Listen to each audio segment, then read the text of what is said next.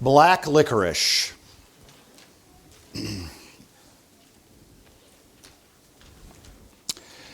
You either love it or you hate it. If you are like me, you cannot get enough of Wiley Willoughby's black licorice. Or if you're not like me, then the distinctive smell of Glycyrrhiza glabra repulses you. Black licorice is a polarizing candy. Everyone has an opinion on it. Like Jesus. Jesus was and is and shall forever be, as long as this world retains, someone who people have strong opinions about. He is a polarizing figure. We either have tasted and saw that the Lord is good, or we have tasted and saw that the Lord isn't. As we begin our journey or continue our new journey in Matthew's Gospel, that's where we are in case you want to pick up where Preston read for us, Matthew 2. Matthew is the first book of the New Testament, the first Gospel. And Matthew writes a story. That's what the Gospel of Matthew is. It is a story where Jesus Christ takes center stage. He is the main character. And so Matthew writes this gospel to tell us about Jesus from his perspective. And like any great story that you would pick up today, the first two chapters really are setting the character, the plot, and the setting of what is to come. And so Matthew's chapters 1 and 2 serve as a good framework for the storyline that is going to be consistent in every chapter we go to. Now, to simplify things, I have framed them around questions that Matthew answers in his story. The first question that is answered in chapter 1 is the question, who? Who is Jesus? I remember, I was telling the guys this Wednesday, I remember, 10, 15 years ago, I went up to a little girl in our church, and in an effort to catechize her, I said, now, who is Jesus? And she went home, shocked, and told her parents, Mommy, Daddy, Pastor Brian doesn't know who Jesus is. So Matthew is presenting Jesus to us. Who is Jesus? And Matthew would answer, chapter 1, verse 1, he is the Messiah, the son of David. And the genealogy of chapter 1 adds to this. Now, Jews are going to pick up on this when Matthew says Jesus is the Messiah. So who is Jesus? He is the Messiah, the King of the Jews, the son of David. And every story Matthew tells is going to be fanning the flames of that point. So that's who. The second question we could ask that is a dominant storyline in Matthew is what? What does this Jesus come to do in Matthew's gospel? And he answers it for us at the end of chapter 1 with these two beautiful names. You know, the child is to be named something. He is to be named Jesus. Why? Because he'll do something. He will save his people from their sins. And he is to be called Emmanuel. Why? Because he's going to do something. He is God with us. So the what of Matthew's storyline is that Jesus comes to save people from their sins, and he comes to be God with us. So that's the who and the what. Last week, in chapter 2, we answered the question, where? Where does this Jesus come from, and why is this significant, particularly if you're a Jew? Well, he comes from 3 places. He comes from Bethlehem, which answers the who. Bethlehem is the city of David, proving he is the Messiah. Second, he comes out of Egypt, proving he is the one who will save his people from their sins, their exile. And he comes and raised in Nazareth, proving that he is God with us among common, ordinary people. Not a God above us, beyond us, distant from us, but a God with us.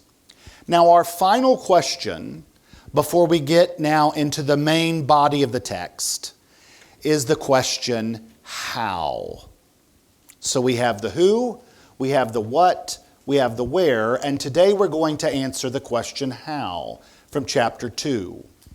And this is, how is Jesus reacted to? How do people respond to Jesus the Messiah who comes to save his people from their sins? How do people react to Jesus? And by the way, that is still a question for our day. When we present the gospel as best as we know how, at some point, in some way, people have to respond to Jesus. He's black licorice. And you either embrace him of all that he is, of all that Matthew says of him, or you reject him. That is the responses. Every single mortal walking planet Earth today fit into those 2 groups. And so all of us have to react to Jesus. We all have to respond. We know this because we're dealing with some of our lost, unbelieving friends or loved ones or co-workers or neighbors or classmates, and they are responding to Jesus a certain way. And so what we find in Matthew 2, there are 3 different types of people, and their response to Jesus is going to be consistent as we proceed in Matthew's gospel. So there you have the story of Matthew. What you have in every chapter we'll confront and get to all the way to chapter 28 is Jesus showing himself, his identity, who he is as the Messiah, by what he does, where he comes from, and then people will have to respond to that, and that they do. So let's look at our 3 responses. I would bet that their species are still alive today. That is to say that if we've really confronted Jesus, we cannot leave the same.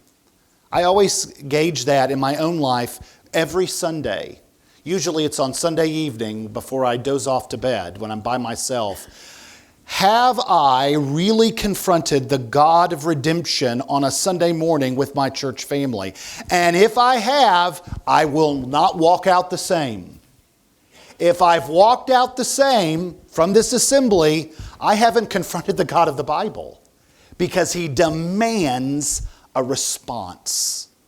So let's look at these responses. Number 1, there are a group of people, probably a lot of them walking around now, and certainly in Matthew 2, as throughout all Matthew, that when Jesus comes into their life, they respond by being mad. So, to simplify things, mad, sad, or glad. That's the responses. The first reaction to Jesus is by being mad. Here, we're introduced once again to King Herod. We've read about him. I've alluded to him a number of weeks ago. His name actually means hero, but he's anything but that, judging from history. Our name, Harold, comes from Herod. It is a family name that comes out of a long line of Herods, and it gets a little confusing, so bear with me. This Herod is known as Herod the Great, Matthew 2's Herod. Whether or not he was given that title or gave it to himself, Herod the Megas, the Great, that's the Herod of Matthew 2, but he wasn't the first Herod. we'll just say our Herod, if we want to claim him. Our Herod had a grandpa who was Herod Antipas the first. And he was not a Jew. None of the Herods were. He was an Edomite. He was a crazy cousin of the Jews that the Jews disowned. And this Herod Antipas the first started to get cozying up with the Romans. And through political savviness, he became an opportunist. And that Herod had several sons, which brings us to Herod number 2, Herod Antipas II, our Herod's daddy. And Herod Antipas II, what he did is make a career for his boys by doing 2 things. He appealed to Julius Caesar for both Roman citizenship and then later Roman governorship. So it was Julius Caesar who appointed this Herod, our Herod's daddy, to be the first Roman governor of Judea. And that Herod Antipas II, he was quite the politician, very corrupt. He had 3 boys. 2 of the 3 he named Herod.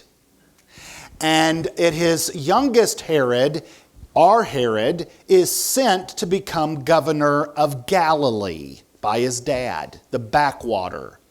And that Herod, our Herod, Herod the Great, the governor of Galilee when he was young, his first day on the job, he rounded up all of those who threatened his post, and he had them eliminated.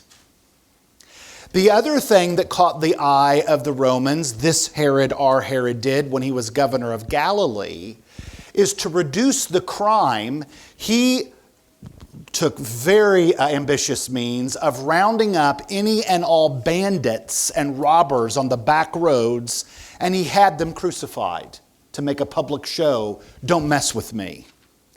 And it's amazing what that did. Crime reduced under Herod's watch.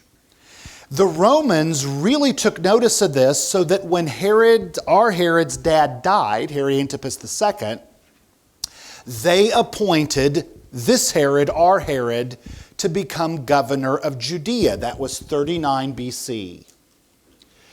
But there were a lot of people, because of nepotism issues, that said, we don't want him ruling over Judea. His daddy did. It wasn't pleasant.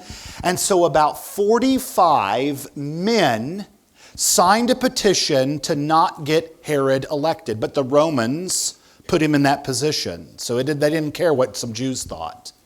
So the first day on the job of being governor of Judea in 39 BC, Herod the Great rounded up all 45 men who threatened him, and he killed them all.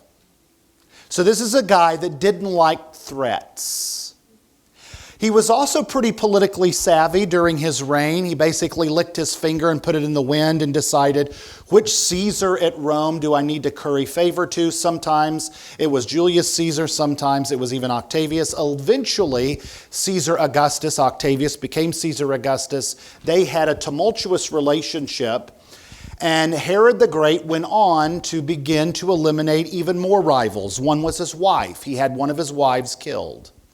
He had 2 of his sons killed for rivaling his power. So much so that Caesar Augustus, the Roman emperor, said of our Herod, I would rather be his swine than his sons. And he dies. He has 3 boys. He names 2 Herod. So you have Herod Antipas I, Herod Antipas II, Herod the Great, and you have Herod Archelaus, who we read about. He's the oldest of the Herods. He is appointed governor of Judea, but he is so bad, so corrupt, that the Romans deposed him. You got to be bad for that to happen. Which gives us Herod the Great's second son, Herod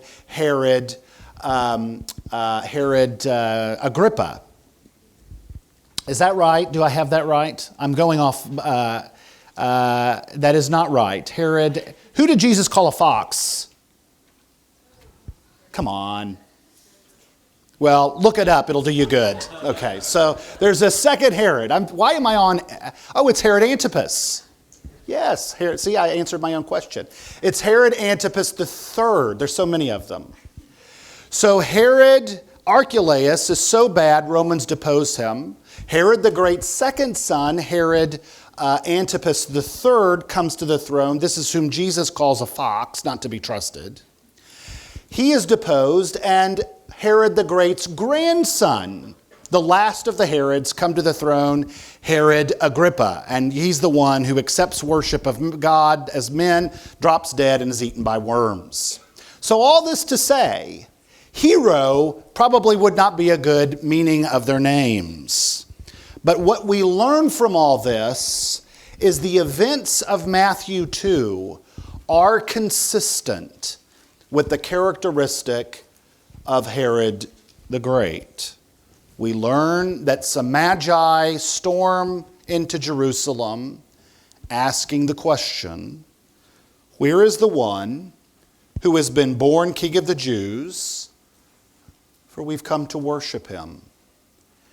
And of all the things that Herod the Great does not know, such as the location, one thing he does know is they're not asking about him because he was not born a Jew. So we've got a problem. Herod has a threat to the throne, and his reaction is told to us in verse 3. Learning about this King of the Jews being born is anything but happiness. He was troubled, and all of Jerusalem with him. The word here for troubled is that of a sea being churned up by like a hurricane or a tsunami. It's not serene, it's not calm, it's not still. It is this agitated, troubled inferno, a disturbed man in his soul because he learns about a threat. And Herod, everywhere he's gone, threats are to be taken care of. This is consistent with the follow-up. When he learns that the Magi has tricked him, he reacts in verse 16. The text says, in a towering rage, the only time this occurs in the New Testament. So Herod becomes very enraged. His anger controls him. Can you imagine that? A grown man being scared of a baby. A Roman potentate being terrified of a boy that was wrapped in swaddling clothes lying in a manger. But he gives the order for extermination. He wants no competitors, so it's a simple solution. Jesus must be gotten rid of. Now, while there are not people running around our lives named Herod, Jesus today is equally a threat to people. Do you understand what we are up against in this lost culture? Do you understand when people get angst and uproar and get all uptight about Christianity in our culture? It's not because of you. It is because of what you are in Jesus. And that is a threat. People are afraid of Jesus today because he threatens their entire world and their system. And so today, many people are like those at the end of the gospel who say of Jesus, we do not want this man to reign over us. Get rid of him. And so people are troubled today about Jesus' intrusion into their lives. The solution, get rid of him. Their businesses will suffer, like the silversmiths of downtown Ephesus. And so, Christians and Jesus must be gotten rid of because we like our pocketbook. Their sexual lusts suffer if Jesus comes calling, like Herod looking at his daughter in perversion. And so, Jesus and all of his messengers must be gotten rid of. Unbelievers think their possessions will suffer, like the rich young fool who asked about it. So Jesus must be gotten rid of. And so this logic goes, if I become a Christian, I cannot live like I'm accustomed to living. So I will reject Jesus out of my life. You and I both know by experience that the greatest argument against the gospel of Jesus is an ungodly life. If you probe to the bottom of the matter, some sinful pleasure is the reason why your friends and family and coworkers reject Jesus. There's a practical reason against repenting. Natural man cannot give up his darling sin. He won't give it up. And so when Christ comes near him, Christ is an irritator who we must get rid of, like the Spartan boy who caught the fox. And so he didn't want to get in trouble at school by his teacher for catching the fox. He hid it in his cloak. He took another outer coat and hid it and tied it. The teacher said, "What have you got in your shirt?" And instead of revealing the evidence, he said nothing. He lied, content to deceive. And all the while, the fox was clawing at the young man's chest and began to chew his innards. That's a Spartan legend. But the parable is true for a sinner. Your friends, my friends, our family, our neighbors, our coworkers will refuse to give up their sin, and in so doing will give up on the hope in Jesus, and sin will have its devices and slowly but surely chew away their soul. I read the story of two Scottish Highlanders who wanted to get in a boat and row across the lake in Scotland. They showed up after a few hours of hitting hard good Scottish whiskey, and they staggered to the boat, both drunker than a skunk. And they got in the boat and started rowing their boat gently down the lake. Only the more they rowed, they didn't get anywhere. The more they exerted energy, the less progress they had. Finally, one of the drunkens said to the other one, "Sandy, did you ever pull up the anchor?" And Sandy, the Scottish Highlander, said, "No, pal, I never did." And so here they were, drunk, inebriated, intoxicated, rowing a boat with the anchor stuck in the mire. This is a sinner, you see. He refuses to pull up the anchor of his sin and get the tides of the gospel and Jesus. What a fool. But so many are. And so, like Herod, because they're mad at Jesus and the threat that he is to their lives, instead of Herod giddy-upping and going to Bethlehem and bowing himself, we must exterminate Jesus. This brings us to second reaction. The second response that people have of Jesus is not just mad, but sad. For many, Jesus is an utter disappointment. They anticipated and expected more out of Jesus. Unlike Luke's grand Christmas story, have you ever noticed that no one sings in Matthew's portrayal of the birth of Jesus? Rather, they cry. Because of Herod's wickedness, he dispatches some guards to go to Bethlehem and the vicinity, we're told, and to find out all of the newborn male babies, 2-year-old and under, and take them out and kill them. And we have one of the most sorrowful black scenes in all of the New Testament. This doesn't get a whole lot of hits on our top 40 hits for Christmas music. But here we have a scene that Matthew, being a historian, pulls from Jeremiah, who was a historian at the time. The experience here of being in Ramah and Rachel coming back from the dead to grieve is an actual historic moment where Babylon, this most dreaded superpower of the world, marched into Israel, burning everything in her path, cities, temples, and they started to destroying everything, and they took who was left captive back to Babylon, where, as you know, people would spend 70 years away from their homeland. Most would never see it again. And Ramah is important because it is the last city that the Israelites will be together before they make the death march to Babylon. And it's a significant city that Jeremiah brings up because what happens in Ramah is what happened in a lot of places in Nazi Germany before Jews were terminated.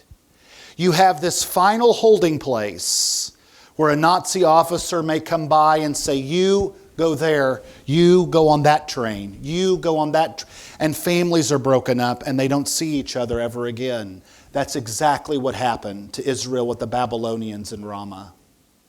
Before they made their death march, they were assembled and organized into camps. Some would be sold into slavery, some would be household slaves here, there. All this to say is families would be broken up. Girls would be taken from their daddies, sons from their daughters, and some would never see each other again. And Ramah is that place where that happens. And the prophet Jeremiah acts as a historian and says, in that place it is so dreadful. It's the last vestige of a memory that the families have, that he calls back from the dead the matriarch of that same Israel, Rachel.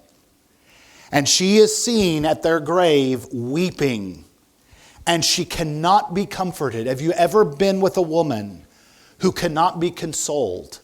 This is what men do. This is what we do. The last thing I want, and I have a lot of them, women to be crying on my shoulder because the natural reaction is comfort. How do I stop you crying? And here is Rachel crying, and the text is quite clear, both in Jeremiah's description and here in Matthew. She cannot be comforted. And we're told why, if you see the text. Because they are no more. They're gone, literally from the text. And Matthew takes this scene and now applies it to another dreadful scene of the massacre of the innocents at the hand of Herod the Great. Here you have Bethlehem mothers who either handed their boys over willingly or unwillingly or ignorantly, never to see them again. In the 16th century in England, there is a Christmas carol that was first written called the Coventry Carol. It has really been rescued from obscurity of recently, but probably if you've heard the Coventry Carol, you've heard it instrumentally. It's quite beautiful when it's played instrumentally. Chances are you have not heard it, or it's quite rare for it to be sung. It actually has words. But it is so dark, if we know the history behind it, that most radio people won't play it. They'll play the instrumentation, which say, oh, this is so pretty. It comes from a pageant play, a 3-act play in 16th century England called The Pageant of the Shearmen and Tailors. That's free for you. You can look it up later. There is in Act 2, of the pageant of the Shearmen and Tailors, there is a song called The Massacre of the Innocents, which is a depiction of Matthew 2. In the theater, when this play was first played, 3 women come out on stage, and they sing the words of the original Coventry Carol. The words are what's called, if I get this right, an onomatopoeia, which are words that sound like sounds. And so if you've ever heard the Coventry Carol, it will start off lulay, lulay, right? Which is an Old English word for lullaby. So we have women singing a lullaby to their kids. And if you listen to the song, you know who the women are and who the kids are. They're the Bethlehem boys, and the mothers are singing a last lullaby before they give up their boys to the slaughter. The last line of the Coventry Carol makes this plain. Lulay, lulay, Herod the king, in his raging, charged he hath this day his men of might, in his own sight, all young boys to slay. Bye bye, Lulay. As the women handed over these boys, whether they did or not, I can't believe they didn't do it without a fight. The whole point of this story is that not everyone who comes in contact with Jesus' birth walks away happy. This is a good, by the way, text to tell that at Christmas time, people are genuinely sad. I mean, it is a sad time for some people, particularly loss of life. But what this tells us here, the principle, is that Jesus, throughout Matthew and even today, people will walk away from him disappointed. The rich young ruler did it. Came to Jesus to follow and left, we're told, sad and disappointed because Jesus did not live up to his expectations. In John 6, after thousands of people follow Jesus and see his miracles, particularly changing loaves into bread and fish and feeding a multitude, he then pivots to talk about him being the bread of life. And after that sermon, do you remember what people do? John 6:66, and those who followed him left and followed him no more. And this is the text where he turns to his disciples and says, do you want to leave me like all the rest? People in the Gospels leave Jesus disappointed. And today, people are disappointed at Jesus' claim over their lives. I cannot tell you how many people have started off the Christian experience only not to finish it because of disappointment. They signed up for glory, and they received shame. They desired the crown, and they got the cross. They denied themselves pleasure in this world, and instead they got the pain of suffering of this world. And so people reject Jesus on the point of sadness. This brings us to our final response, glad. If you have ever heard the phrase, familiarity breeds contempt, you can apply it to the wise men of Matthew chapter 2. This principle, by the way, is illustrated in our Song of the Month by John Hopkins, which I asked to be sung during Epiphany. It's a great Epiphany hymn. But it's not without problems, right? John Hopkins was a Victorian, writing about things that took place in the first century. And there's a few problems with Hopkins' first line that's so familiar to us, right? Number one, they weren't kings, they were magi. There is a difference. Number two, we know that there were 3 gifts, but we don't know how many magi there were. There could have actually been hundreds that showed up in downtown Jerusalem. And finally, John Hopkins, who wrote We Three Kings of Orient are, was definitely writing from a Victorian standpoint that the East, the Far East, must be the Orient. When in fact, they're probably not from the Orient. If they're stargazers, which they are, that is quite known in Persia. They're probably Persians. Aside from all these discrepancies, there's also this obsession that evangelicals have over this star.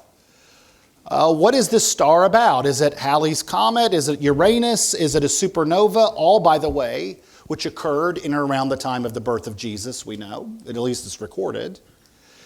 But the text at hand, what Matthew is trying to screw in our conscience, is none of those things. They're all subsidiary. What matter is that these magi are on a mission. And the mission is to discover who the King of the Jews is and to worship him. And this is quite instructive, that while they had the star, they did not have the scriptures.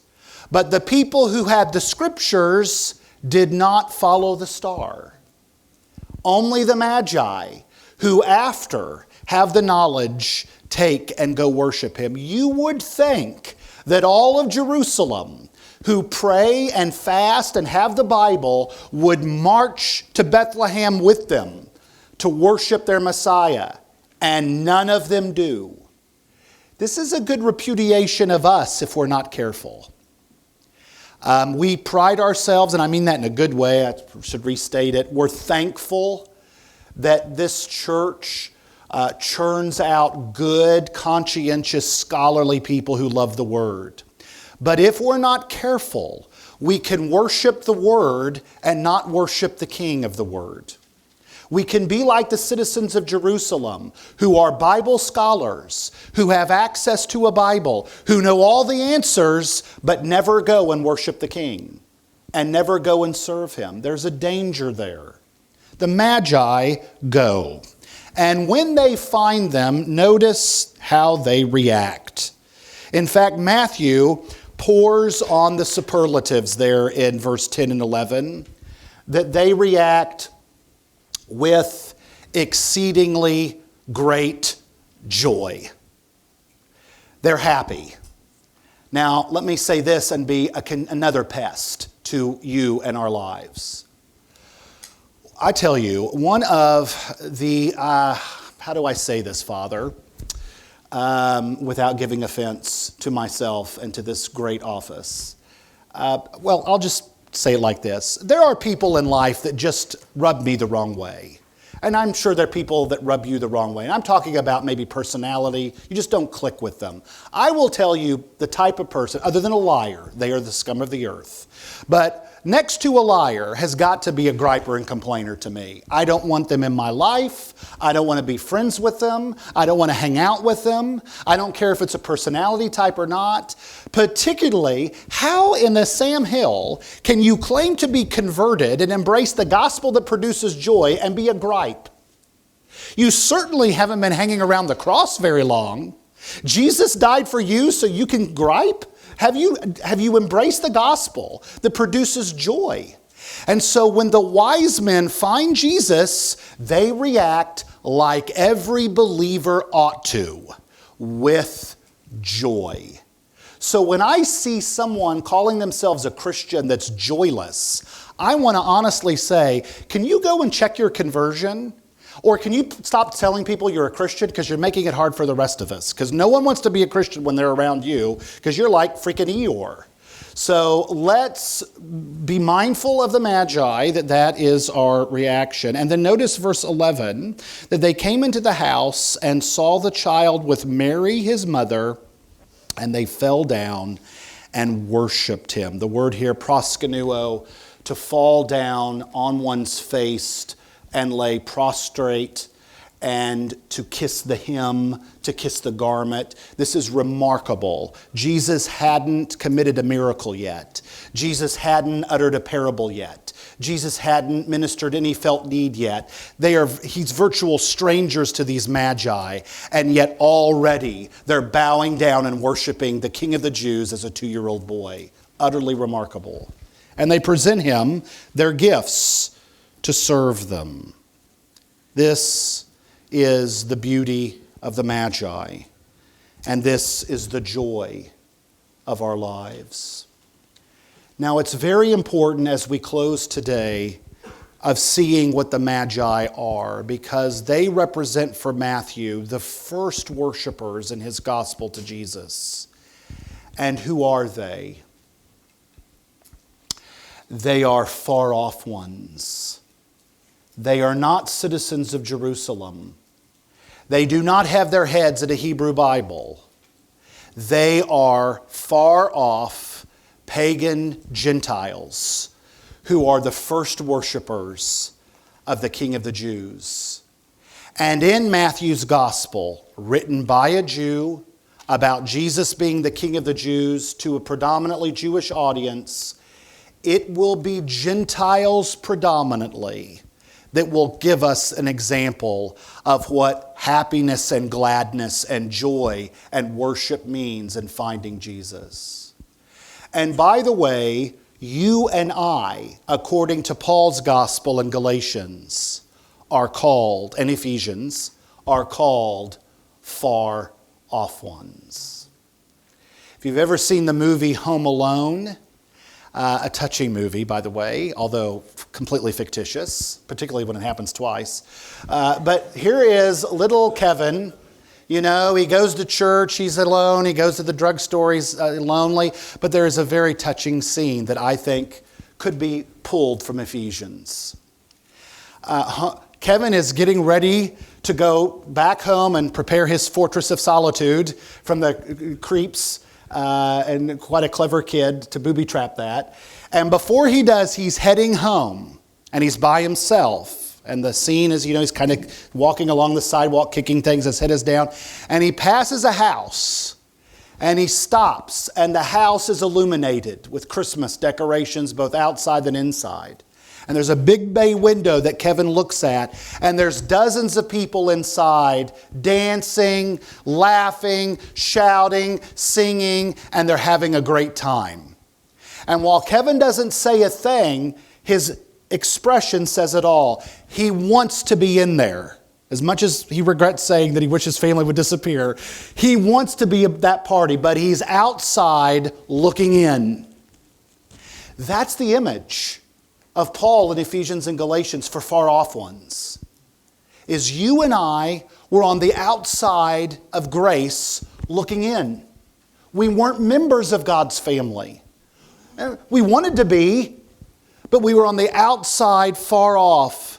And part of the gospel's beauty is that Jesus comes and he brings the far off ones near, Paul says. He brings those outside the party wanting in, and he's the one that comes outside where we're at and invites us in and says, you're going to be my family and be my guest. That's who the Magi represent, and it's who we do. And we see at the end of Matthew's gospel how all three of these reactions come home to roost, don't we? We have a Roman emperor, a Roman governor, who this time didn't threaten to kill Jesus. He actually does in Pontius Pilate. And he does because there is a crowd of mad people who have hated Jesus from the get-go in Matthew, the Jewish religious establishment, who say this man needs to be taken out and crucified. Do you hear the way he talks? Do you see the way he acts? Do you see the riffraff he hangs out with? He cannot possibly, he must be gotten rid of. So at the end of Matthew, at the cross, we see the mad. In fact, in Matthew's gospel, there are no good guys at the cross. No penitent thief, no mama, no disciples. Only bad people that hang out with Jesus at the cross in Matthew's gospel. Then we have at the end of Matthew's gospel, the disappointed. The sad. Sadly, those are his own disciples. Some have denied him. They've all scattered in Matthew's gospel. They're held up in some house incognito, hoping no one finds their identity. And they're so disappointed because Jesus didn't pan out the way they thought a Messiah should. This is why in Matthew, more than any other, you hear of arguments about who's going to be the greatest when we get to the kingdom. You got thrones ready for us, Jesus? We're ready to fight for you. Heck yeah, we'll reign on a throne in downtown Jerusalem, re-inaugurate David's kingdom, being a superpower of the world. We're in on that. And Jesus is crucified. This is why in Matthew's gospel, when he begins to talk to his disciples about crucifixion, they tell him, pipe down and shut up.